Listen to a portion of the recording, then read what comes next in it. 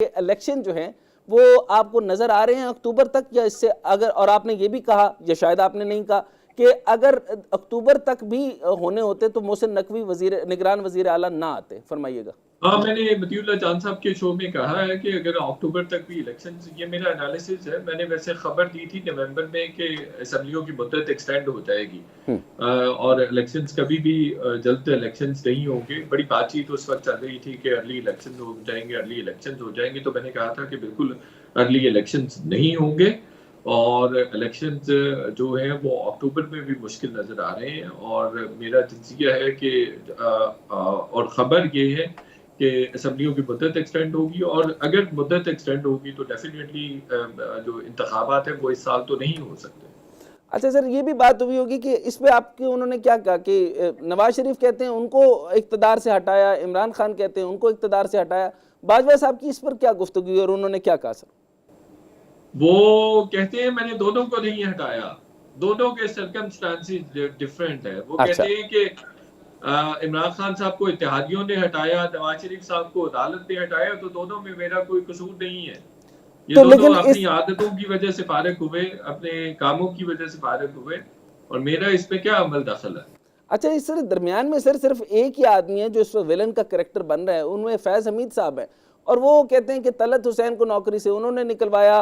और क्या वजह सर, ये रजा रूमी के जो नया दौर है, नजम सेठी की किताबें जो वो शाया करते हैं, वो सारी की सारी आम तौर पे जो है वो the spy Chronicle, raw and ISI and the illusion of peace, वो ज़्यादातर खिलाफ इसी पे लिखते हैं। और उसके बाद असद दुरानी की बातें भी इन्हीं के पास आती हैं। बस ख़ास तौर पे तलत हुसैन की बात करना, मुर्तज़ा सुलंगी की बात करना, बाकी लोग किधर थे और क्या थे, ये सिर्फ इन्हीं की ठुकाई की बात उन्होंने बतानी थी कि इनको मैंने नहीं निकलवाया या गिराया नहीं या उठवाया नहीं।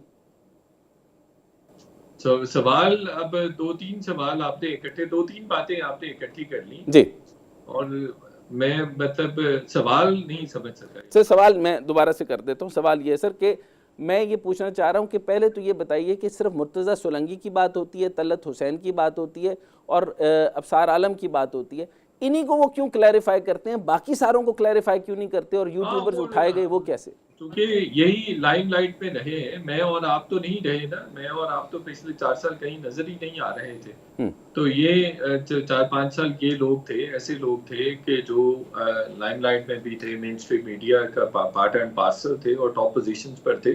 तो इसलिए ये दोनों ही डिस्कस हो, अभी ये सारे डिस्कस हुए, और इफ यू अलाउ कुछ मी उन्होंने खुद डिस्कस किए और कुछ मैंने उनसे बातें पूछी और कुछ लोगों के बारे में मैंने पूछा।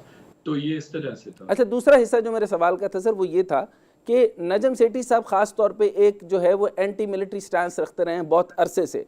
वो किताबें भी ऐसी ही छापते रहते हैं अपनी वैनगार्ड की तरफ से, the spy Chronicle, raw and ISI the illusion of peace, उसके अंदर असद दुरानी साहब जो हैं वो पाकिस्तान के खिलाफ लिखते हैं। अच्छा, नया दौर के पास सारी इस तरह की बातें।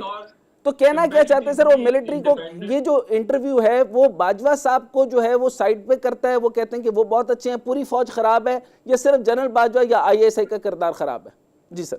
ये देखिए, आप देखिए, ये इंटरव्यू बाजवा साहब ने, ये इंटरव्यू नया दौर ने नहीं किया, मैंने किया है। अच्छा। ये इंटरेक्शन मैंने किया है बाजवा साहब के साथ, और ये जेल में रखें कि ये बाजवा साहब कह रहे हैं, मैं नहीं कह रहा। अच्छा, आर्टिकल सर आपका यहाँ पब्लिश कहाँ पे हुआ है? कह रहा है, ये बाजवा साहब कह रहे हैं। आर्टिकल पब्लिश कहाँ पे हुआ है सर? मैं कैसे उनको कह सकता हूँ कि आप ये बात ना करें, वो बात करें?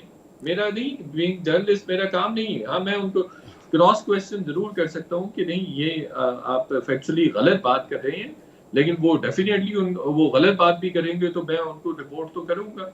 लेकिन सर एक लंबी रेंज है सहाफ़ियों की, जो मतीउल्लाह जान के अलावा भी जो अभी जो PTI के साइड के ऊपर है, एक लंबी रेंज उनको भी उठाया गया। यूट्यूबर जो 6 सितंबर को सब फ्रंट रो में नज़र आते थे, ये सदीक जान वगैरह नज़र आते थे, ये भी तो उन्होंने जनरल फैज़ हमीद नहीं रखे थे ना। तो जनरल फैज़ हमीद साहब ने जब उनको बिठाया था, उनको जब उठाया गया तो उसकी दास्तान के ऊपर आपने क्यों बात नहीं की? तलत हुसैन साहब पर बात हुई, मुर्तज़ा सुलंगी पे बात हुई, इन्हीं पे क्यों सर? मैं बता रहा हूँ, वो बहुत बड़े नाम है, पाकिस्तानी सहाफत के बहुत बड़े नाम है। दूसरा, कुछ और लोगों के बारे में भी बात हुई है, सदीक जान के बारे में इस कॉलम में भी है कि बात हुई है, कुछ और लोगों के बारे में भी बात हुई, वो कमिंग डेज में सामने आएगा। अभी तो बहुत कुछ है, अभी तो पहली एपिसोड आई है, अभी तो बहुत कुछ आना बाकी है। तो कोई ऐसा नहीं है कि। अच्छा, अब मुझे ये बताएं, very last question to you sir, आप मुझे ये बताइए कि अब इलेक्शन आप किस तरह देखते हैं? आपका खबर, तज्जिया या बाजवा साहब से मुलाकात के बाद इलेक्शन 8 अक्टूबर को भी होते हुए नजर आ रहे हैं या प्रोलॉन्ग होगा ये? डेफिनेटली ये मुझे तो नहीं होते नजर आ रहे। असम्बलियों की मुद्दत एक्सटेंड हो जाएगी, इकोनॉमिक मेल्टडाउन की सिचुएशन है, चीजें खराब है और उनके पास बड़ा इजी एक्सक्यूज है कि जी इकोनॉमिक कंडीशंस अच्छी नहीं है, इकोनॉमिक क्राइसिस है, इसलिए इलेक्शन इस साल नहीं करवा सकते तो अगले साल करवाएंगे। तो वो मेरा ख्याल है ये जुलाई अगस्त में ये करेंगे। अगस्त में असम्बलियों की मुद्दत पूरी हो रही है तो उससे पहले कर लेंगे, हो सकता है बजट की फौरन बात ये कर लें। जो गुफ्तगू आपकी हुई उसका फॉर्मेट बाकायदा एक इंटरव्यू का था या एक इनफॉर्मल डिस्कशन थी जिसके अंदर उन्होंने बहुत सारी बातें बताई, या वो चीज़ें कुछ कन्वे करवाना चाहते थे, कंसिडरिंग द फैक्ट अगर उनकी आपकी गुफ्तगू हुई है? जी जी जी, अब ये तो फिर मेरी क्रेडिबिलिटी को क्वेश्चन कर रहे हैं, अगर गुफ्तगू हुई है नहीं, तो मैं क्रेडिबिलिटी को ये इसलिए कर रहा हूं सर ये तो क्योंकि जब कोई बाजवा साहब आदमी की तरफ से ये बात आई है, इसके ऊपर भी आप बताइएगा, एक्सेप्ट कीजिए। किसकी तरफ से? बाजवा साहब की तरफ से बात आई है कि उन्होंने कोई इस तरह का इंटरव्यू नहीं दिया।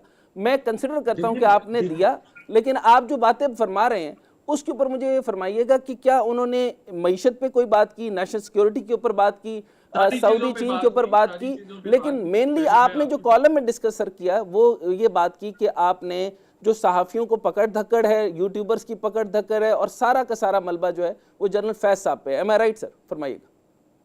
जी जी जी जी जी, हाँ जी, बिल्कुल कुछ ऐसा ही है जी, ऐसा ही उन्होंने कहा है। और जो पहली बात आप कर रहे थे उसकी वजाहत तो देखिए सेल्फ एक्सप्लेनेटरी है। कॉलम अगर पढ़ें तो उस पे तो लिखा हुआ है, सारा कुछ लिखा हुआ है कि किस तरह से वो फिर फॉर्मेट भी बता दिया है कि किस तरह से एक मुलाकात और किस सिनेरियो में मुलाकात हुई। लेकिन डेफिनेटली ये जर्नलिस्टिक जॉब थी, वी बोथ न्यू कि ये it will be reported, it will be coated.